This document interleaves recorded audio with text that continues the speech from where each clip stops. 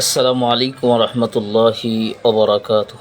আলহামদুলিল্লাহ আলহামদুলিল্লাহি নাহমাদুহু ওয়া নাস্তাঈনুহু ওয়া নাস্তাগফির ওয়া নাউযু বিল্লাহি মিন শুরুরি আনফুসিনা। My dear brother and sister, সকলকে আন্তরিক মোবারকবাদ এবং ধন্যবাদ জ্ঞাপন করছি আমাদের ধারাবাহিক ভার্চুয়াল তাফসির সেশনে। সকলকে মোবারকবাদ জানাচ্ছি। দেশ প্রবাস থেকে প্রিয় একান্ত কাছের শুভাকাঙ্ক্ষী শুভনাধ্যায়ী যারা আমাদের আলোচনাটি শুনছেন, সকলকে একটু অনুরোধ করছি দিন প্রচারের স্বার্থে আমাদের ধারাবাহিক তাফসির সেশনটা আপনারা সকলের মাঝে শেয়ার করে দিয়ে সওয়াবের অংশীদার হতে পারেন ইনশাআল্লাহ। সম্মানিত ভাই এবং বোনেরা, আমাকে একটু আপনারা যে কেউ একটু কনফার্ম করেন যে আমাদের আলোচনাটা কি ক্লিয়ার শোনা যাচ্ছে কিনা, এ ব্যাপারে একটু আমাকে অবহিত করেন ইনশাআল্লাহ। আমরা চলে যাচ্ছি আজকে সূরা আন-নাবার 30 নম্বর পারার গত পর্বে আমরা 1 থেকে 10 পর্যন্ত আয়াতে কারিমার তাফসির আমরা সম্পূর্ণ করেছি। আজকে আমরা 11তম আয়াত থেকে 20তম আয়াত, এই 10টি আয়াতে কারিমার সংক্ষিপ্ত তাফসির আপনাদের সামনে উপস্থাপন করব ইনশাআল্লাহ বিইজনিল্লাহ। সবাই আমাদের সাথেই থাকবেন, আমাদেরকে সাপোর্ট করবেন দিন প্রচারের স্বার্থে। কোরআনুল কারীম যেন সকলে বুঝতে পারে সহজ সরল অর্থে, সহজ সরল প্রাঞ্জল ভাষায়। ওয়াকাল নবী আলাইহিস সালাতু ওয়াস সালাম ফিহি মাসাবিহিল হুদা ওয়া মানারিল হিকমা। আল্লাহ রসুল সাল্লাল্লাহু আলাইহি ওয়াসাল্লাম বলছেন, এই কোরআন হচ্ছে হেদায়েতের মর্শাল এবং বিজ্ঞানের সুউচ্চ মিনার। সুবহানাল্লাহ। তো আসুন আমরা বিজ্ঞানময় কোরআনে হাকিম থেকে আমরা ধারাবাহিক সূরা আন-নাবার 2 নম্বর সেশন ইতিমধ্যে আমরা শুরু করছি। আউযু বিল্লাহি মিনাশ শাইতানির রাজীম। বিসমিল্লাহির রহমানির রহিম। وجعلنا النهار معاشا وبنينا فوقكم سبعا شدادا وجعلنا سراجا وهاجا وأنزلنا من المعصرات ماء ثجاجا صدق الله المولى العظيم। 11 নম্বর আয়াতে কারিমায় আল্লাহ তাআলা বলছেন, ওয়াজআলনান নাহারা মাআশা, এবং দিনকে করেছি রুজি রোজগারের সময়। সুবহানাল্লাহিল আযীম। My dear brother and sister, একটু ভাবুন, দিনকে রুজি রুটি অর্থাৎ আমাদের পার্থিব জীবনে যে হালাল খাওয়া দরকার, শারীরিক কসরতের মাধ্যমে, পরিশ্রমের মাধ্যমে গাকে গরমাক্ত করে গা থেকে ঘাম জড়িয়ে যে রিজিক আমরা অন্বেষণ করব, এটা আল্লাহ তাআলা আমাদেরকে রিমাইন্ডার দিয়ে রেখেছেন যে শুয়ে বসে অলস থাকার কোনো সুযোগ ইসলামে আপনাকে আমাকে আল্লাহ তাআলা দেন নাই। শুধু দিনটাকে, রাত এবং দিনকে আল্লাহ তাআলা সৃষ্টি করেছেন একটি নিদর্শন হিসেবে। আর এইখানে আল্লাহ তাআলা বলছেন যে আমি দিনকে রুজি রুটির জন্য তোমাদের মাঝে সৃষ্টি করেছি। আমি আল্লাহ তাআলা ইচ্ছে করলেই রাতটাকে পরিপূর্ণ 24 ঘন্টা রেখে দিতে পারতাম, যদি আমি আল্লাহ তাআলা ইচ্ছা করতাম। কিন্তু না, আমি দিন 12 ঘন্টা এবং রাতকে 12 ঘন্টা করে একটা ডিভাইডেশন করে দিয়েছি। এর আগের আয়াতে কারিমাগুলোতে কিন্তু আল্লাহ তাআলা বলছেন যে তোমাদের জন্য দিনকে রাতকে ঘুমানোর জন্য সৃষ্টি করেছি, দিনকে তোমাদের জন্য কর্ম চঞ্চল থাকার জন্য সৃষ্টি করেছি। এখন আল্লাহ তাআলা আমাদেরকে বলছেন যে এই দিনকে আমাদের রুজি রুটির, দিনের আলোতে কৃষক ছড়িয়ে পড়বে মাঠে, শিক্ষক চলে যাবে শিক্ষা প্রতিষ্ঠানে, এবং কুলি মজুর শ্রমিক যারা প্রত্যেকের কর্মস্থলে চলে যাবে। আর তারা হালাল রুজি রুটি অন্বেষণ করে তারা কিয়ামতের দিন আল্লাহর সামনে তারা যখন দাঁড়াবে তখন তারা বুক ফুলিয়ে বলবে যে আল্লাহ, আমার এই বডিতে I never accept in my body any kinds of haram earning system, any kinds of illegal earning system. সুবহানাল্লাহ। তাহলে বোঝা গেল, এরপরে আল্লাহ তাআলা বলছেন ওয়াবানাইনা ফাওকাকুম সাবআন শিদাদা, আর ওয়াবানাইনা আমি নির্মাণ করেছি ফাওকাকুম তোমাদের মাথার উপরে সাবআন শিদাদা 7 স্তর বিশিষ্ট মজবুত আকাশ। সুবহানাল্লাহ, 7 স্তর বিশিষ্ট। বিশ্বনবী সাল্লাল্লাহু আলাইহি ওয়াসাল্লাম বলেছেন প্রথম আকাশ থেকে দ্বিতীয় আকাশের দূরত্ব হচ্ছে 500 বছর সময় অতিক্রম করার যে সময়, এই সময় অতিক্রম করার পর দ্বিতীয় আসমান, এরপরে দ্বিতীয় আসমান থেকে 500 বছর আলোর গতিতে চললে তৃতীয় আসমান, এমন করে সপ্তম আকাশ বেগাইরে ইমাদ, কোনো খুঁটি ছাড়া, কোনো ফিলার ছাড়া, without any kinds of filler, আল্লাহ standing in front of our head without any kinds of fillers. সুবহানাল্লাহ। সম্মানিত উপস্থিতি, একটু চিন্তা করুন, আমরা একটা উপরে যদি সাধারণ ধুলি বালি কণা, একটা গাছের পাতা উপরে ছিঁড়ে উড়িয়ে দেই, সেটা কিন্তু আবার মুহূর্তের মধ্যে নিচে নেমে আসে। কোন আল্লাহ রব্বুল আলামিন এই আকাশকে এক স্তর বিশিষ্ট আকাশ না, সপ্তম, আল্লাহ তাআলা অন্য জায়গায় বলছেন তাবাকান, তবাকান, তবাকান শব্দটা ব্যবহার করা হয়েছে যে স্তরে স্তরে আকাশ সৃষ্টি করেছেন। এবং এই আকাশ থেকে ওয়া আনজালনা মিনাল মুসিরাতি মাআন সাজ্জাজা, এই আকাশ থেকে প্রয়োজনে আল্লাহ তাআলা আমাদের জন্য মেঘমালাকে বিদীর্ণ করে রাত নামক ফেরেশতাদের মাধ্যমে এই আকাশ থেকে মেঘকে আমাদের জন্য মানে এটাকে রিসাইক্লিং করে ভূপৃষ্ঠে জমিনের মধ্যে বৃষ্টির ব্যবস্থা করেন। তাহলে এই জমিন থেকে আমরা বিভিন্ন রকমের ফল ফলাদি পেয়ে থাকি। সুবহানাল্লাহ। এরপরে এই সমস্ত আলোচনাগুলা সূরা আপনার আবাসায় বলা আছে, এগুলো আমরা ইনশাল্লাহ সামনে পাবো, মেঘ থেকে কি হয় তারপর কি হয় ইনশাল্লাহ। তাহলে বোঝা গেল যে আকাশ আল্লাহ তাআলা কোনো খুঁটি ছাড়া আল্লাহ তাআলা আমাদের জন্য সৃষ্টি করেছেন। আল্লাহ তাআলা আমাদেরকে রিমাইন্ড দিচ্ছেন, এরপরেও আমি আল্লাহকে রব বলে তোমরা স্বীকার করবা না। এটা তো বুঝতে আর কোনো রকেট সায়েন্সের প্রয়োজন হয় না, এটা তো বুঝতে আর নিউটনের কোনো সূত্রের প্রয়োজন হয় না।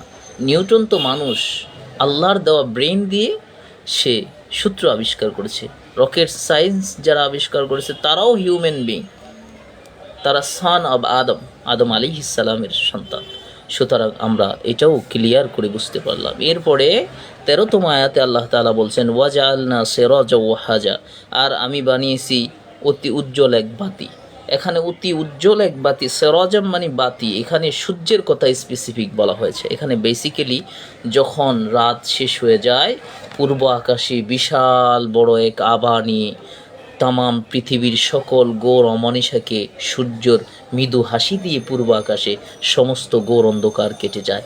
এই সূর্য সম্পর্কে আল্লাহ তাআলা নবী হজরত ইব্রাহিম আলান নবী আলাইহিস সালাতু ওয়াস সালাম যখন রবকে অনুসন্ধান করতে গিয়েছেন, রবকে সার্চিং করতে গিয়েছেন, তখন তিনি গাছ, মাছ, তারপরে চন্দ্র, তারকা এবং যখন সূর্যকে দেখলেন বললেন ক্বালা হাযা রব্বি হাযা আখবার, সকল কিছুর চাইতে এটা যেহেতু বড়, এটা রব, এটাই আমার রব।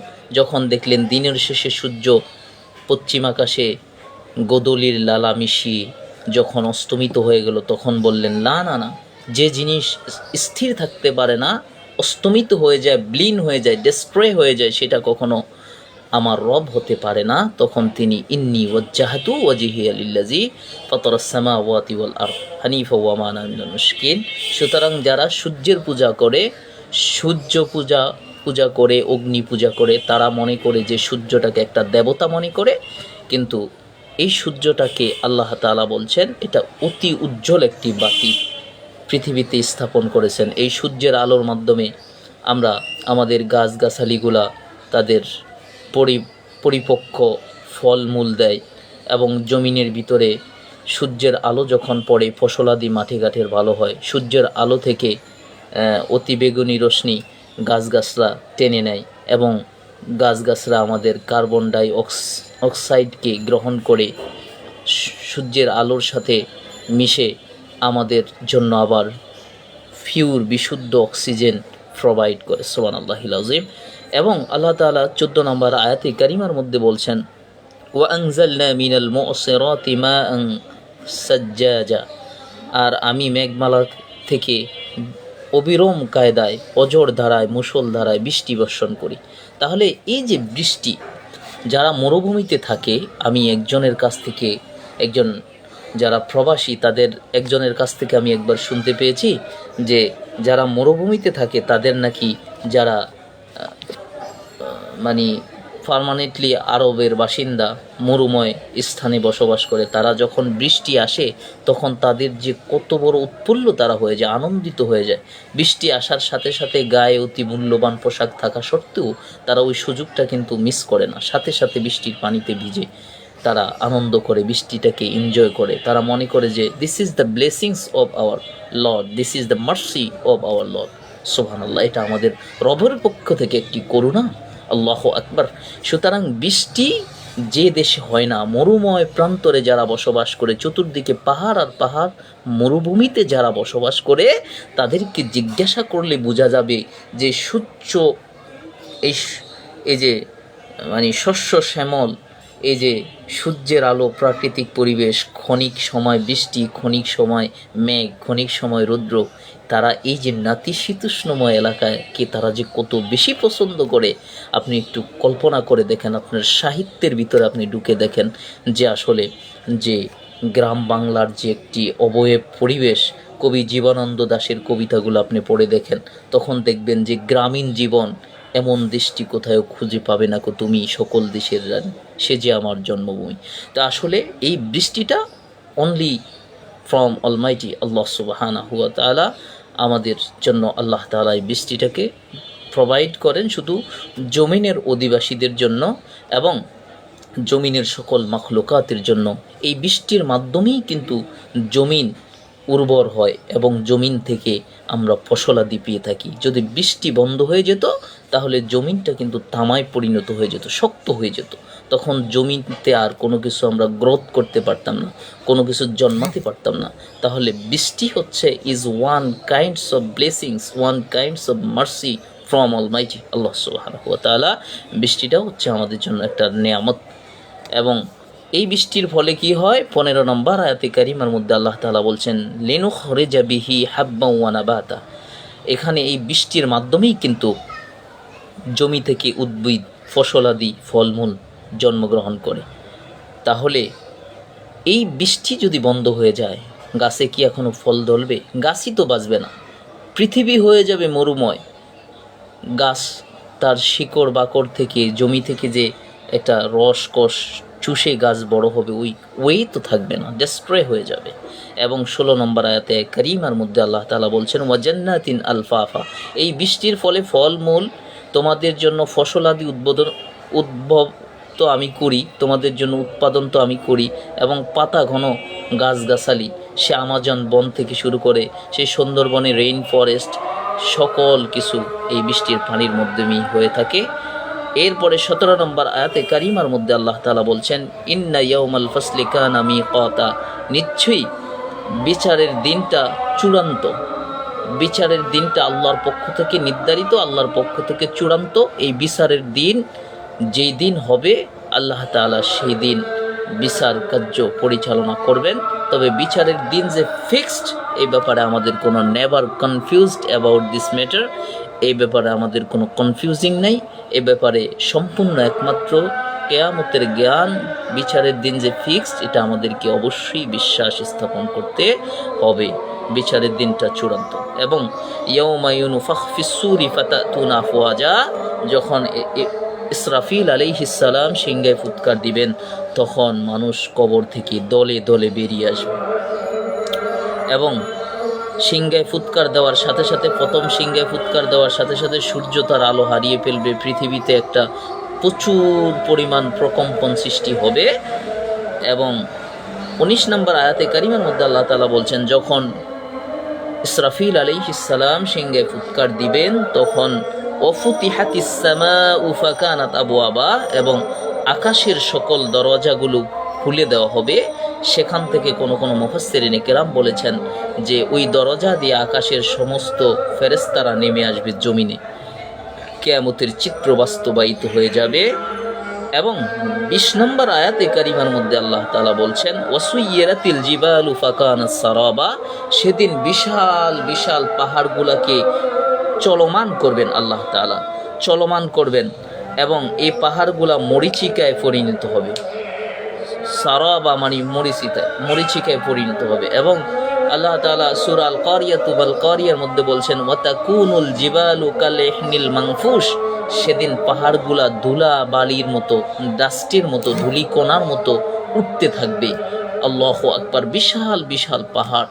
এই পাহাড় যদি ধুলিকণার মতো উঠতে থাকে আল্লাহর হুকুমে, সেদিন আপনি আমি কোথায় দাঁড়াবো? সম্মানিত উপস্থিতি, আসুন আমরা আল্লাহ তাআলার কোরআনকে বুকে ধারণ করি এবং আল্লাহ তাআলার দেখানো মেথড অনুযায়ী আমরা জীবন ধারণ করি। আল্লাহ তাআলা আমাদের সকলকে কোরআনুল কারীম বুকে ধারণ করে বাস্তব জীবনে কোরআন অধ্যয়ন করে কোরআন বুকে নিয়ে ব্যক্তি, পরিবার, সমাজ, রাষ্ট্র পরিচালনা করার আল্লাহ তাআলা তৌফিক দান করুক। এবং যারা আমার ছোট ভাইয়েরা রয়েছ, বোনেরা রয়েছ, যে যেখান থেকেই দেখছো আমাদের এই লাইভটি কোরআন প্রচারের সাথে অতি দ্রুত শেয়ার করে আমাদের পাশেই থাকবে। আমরা 30 নম্বর পারার আজকে সূরা নাবার দ্বিতীয় পর্ব শেষ করলাম। পরবর্তী পর্ব দেখার জন্য সকলকে অতিরিক্ত আমন্ত্রণ জানিয়ে আমি আজকে বিদায় নিচ্ছি। আসসালামু আলাইকুম ওয়া রাহমাতুল্লাহি তাআলা ওয়া বারাকাতুহু।